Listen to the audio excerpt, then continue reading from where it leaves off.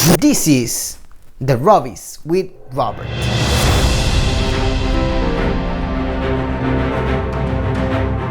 So first of all, this video will be in English. I realized that most of my videos are in Spanish and that will limit myself to only the Spanish speaking people. My English, as Celia Cruz might say, is not very good looking, but I'll go ahead and do this video real quick and explain it before I give the awards. The first thing, that the idea comes from a podcast that I heard about a guy named Robert, and he did the Bobby's Awards, and he does this every year with himself. It's a very private matter that he deals with, and it's like a funny thing, and it's more for him to remember stuff. And I wanted to do the Robbies most of me to myself, also remind me what are the best movies of the years and the ones that I would definitely recommend you to watch of last year. I wanted to do it before the Oscars, wasn't possible. Next year I'll try to do it in January, because I always find funny how all the awards are pushed after a year has passed. So I find it weird, like we giving awards for 2021 in April or March. I only saw like 66 movies that were actually from 2021 last year, and of those, mostly are here nominated. So basically the people that voted this year was me, my wife, and my 3 best friends, I believe, because there only tally like 6 votes.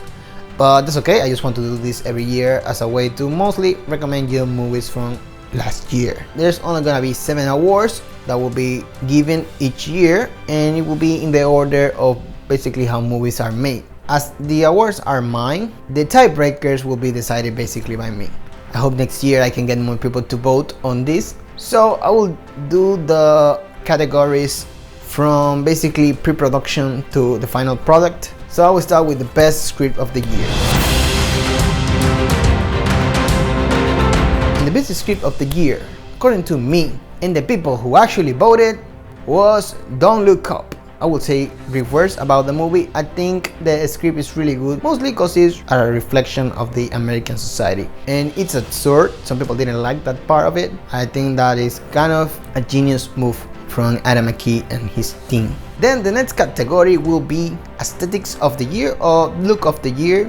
This will put together a lot of stuff, meaning the art department, the wardrobe department, and everything that is basically in front of the camera visually. I call it aesthetics because I studied on college, and that's basically how we call it. But it is in a simple way the look of the movie. And the winner year for the Robby 2022 to Cruella. Obviously the most or the biggest thing about Cruella is the wardrobe, but everything else in the movie looked really nice. It also, I would probably say that in this category it was also important is how it is color corrected, and it's color corrected also in an interesting way. The next category will be cinematography of the year. And I believe the winner is Belfast. Yeah, it's a black and white movie that I truly recommend for most of it, the history and the performance of the main characters. But in general, the movie also looks very well, and it's kind of a cliche that in the award season, sometimes black and white movies are always nominated for cinematography. But what I think this happens is mostly because cinematography in black and white goes directly into composition, and it makes everything more flat in other matters. Like color is not matter, so it's unfair taken in consideration, and then composition becomes like a whole thing. And that's why also the Academy Awards in the beginning had 2 cinematography awards. One was color and the other one was black and white. That is one of the reasons why that happened. The next category will be editing of the year, and the winner is Spider-Man No Way Home. I believe all these Marvel movies are really edited and also VFX driven, and Spider-Man No Way Home is a good example of that, like any other Marvel movie. And how my award works, the Robby, it definitely goes in there with the special effects, and I think Spider-Man and basically everything from the MCU is a good lesson on editing and VFX, and they should definitely be winning more awards on the Academy Awards. We have reached the halfway point. I do not sadly have a musical performance, but I would like to say that I really like the music of In the Heights.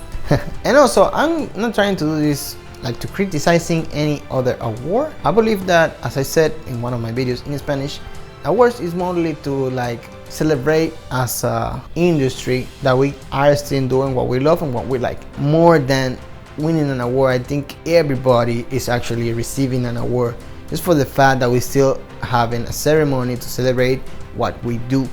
And it's sadly that sometimes random and bad things can happen during award ceremonies that I will not comment. Next up is Best Sound. As you've been seeing, the order is script, looks, that is decided in pre-production, then the cinematography that is doing during production mostly, and also I went to editing. And after the movie is edited, it gets sound mixed and it gets the final touches sound wise. So that's why I leave sound in this category at this moment. And the sound winner goes to In the Heights, that I just recently mentioned because I really like that movie.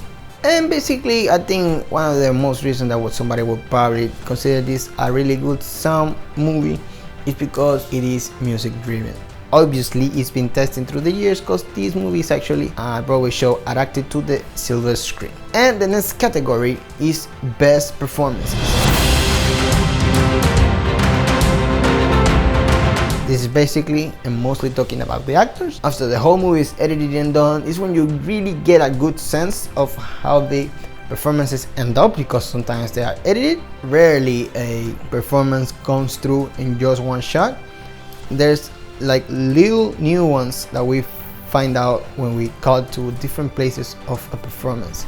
I believe that is like the real moment when we see how everything an actor did turned out. And the winner for best performances is Belfast. It's a really good movie in general. This is the one that I definitely recommend for everybody. Doesn't matter the age or what you believe, it's just a great movie in general. And finally, the winner of the year's Robby's as the best picture, In the Heights. Yeah, it was personally for me my favorite one of the year. I would say that Belfast is slightly better, and The Heights was a great movie that I think sadly was a little bit pushed away due to a little bit of cancel culture and hyper wokeness, if that makes any sense. I don't know how to call it, but besides all the wrong things that a movie has, because no movie actually I believe is perfect, I think this is a movie that it should be seen by the good things of it. And I'm Dominican, so I felt pretty much connected to the whole thing because I felt identified. That is obviously one of the grand parts of why this movie was criticized. Either way, as I just said, I think it's better if we look at movies from the right side. If a movie is totally and 100% bad, then that is just sad. And this movie has a lot of good things going for it, from the cinematography, the choreography, and the story that it wants to tell. Sadly, it's bad in representation, but as I just said, no movie is perfect. And I'm pretty sure there are movies that are worse in like 100 things and people still watch them. So that was the Robbies for this year. I really hope that you like them. Really try to do something better for next year. Obviously, I recommend every winner and every nominee that you can see in the posters down there when I was presenting them to you, and go watch movies and enjoy life. See you next year.